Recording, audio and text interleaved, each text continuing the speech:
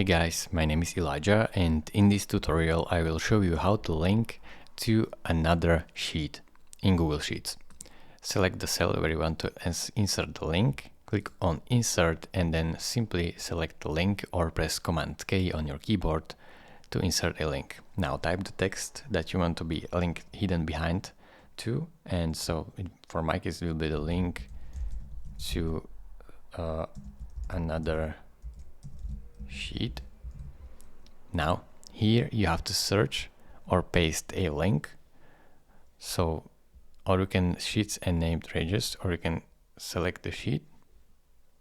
So let's say I will go right here, copy the link, go back, insert, link, paste the link.